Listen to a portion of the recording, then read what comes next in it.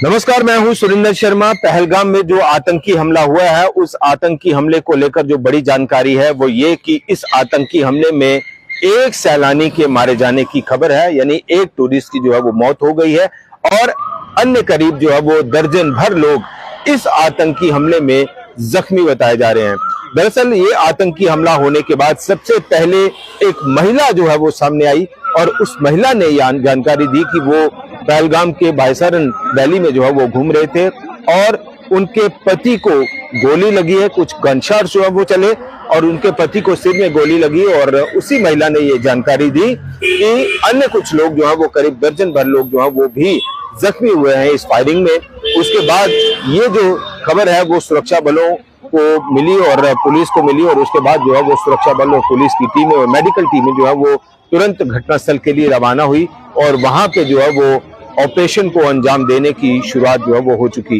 और इसके साथ साथ ही तुरंत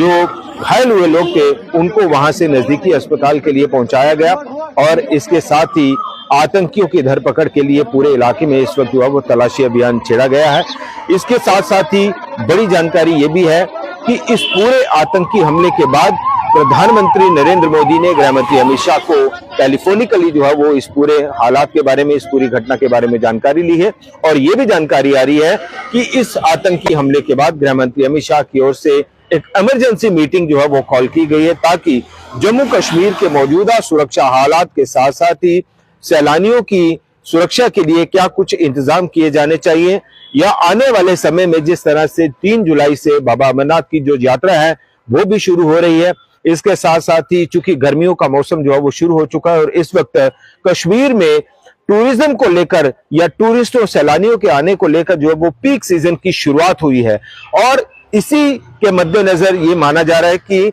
सैलानी जो है वो कश्मीर ना आए या अमरनाथ यात्रा को बाधित करने के लिए, अमरनाथ यात्रा को प्रभावित करने के लिए एक दहशत का माहौल बनाने के लिए आतंकियों ने सैलानियों को निशाना बनाया है। और इसके मद्देनजर ये 2 तरीके से जो वो इस पूरे आतंकी हमले को जो है वो देखा जा रहा है। एक तो सैलानियों का, टूरिज्म का सीजन है कश्मीर में और दूसरा बाबा अमरनाथ की यात्रा। तो इसके मद्देनजर जो है वो अब गृह मंत्री अमित शाह की ओर से भी एक इमरजेंसी मीटिंग जो है वो कॉल की गई है। इसके साथ साथ ही मुख्यमंत्री उमर अब्दुल्ला ने भी आतंकियों की इस कायराना करतूत को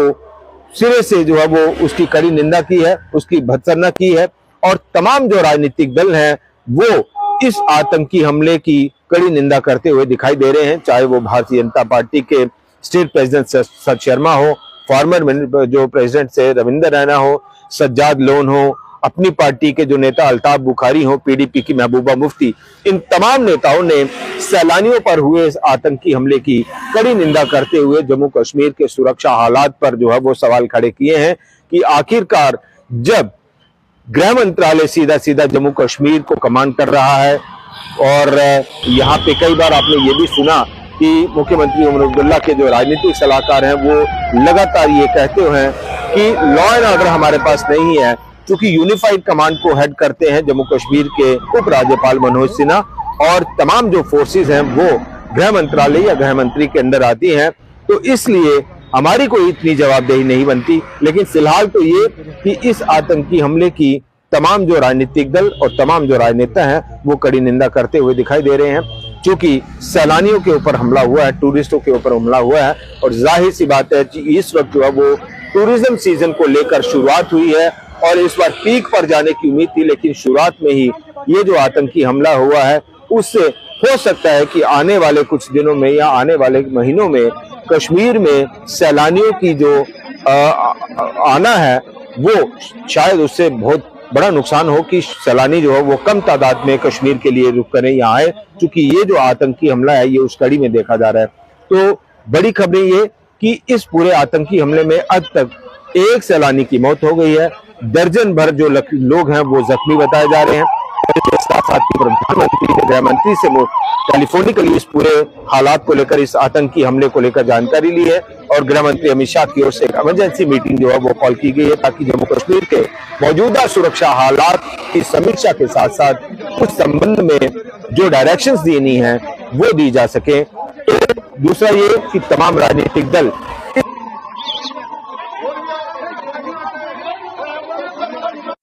क्या कुछ हालात जम्मू कश्मीर में बनते हैं। और बड़ी बात यह है कि जो घायल हैं, जख्मी हैं, और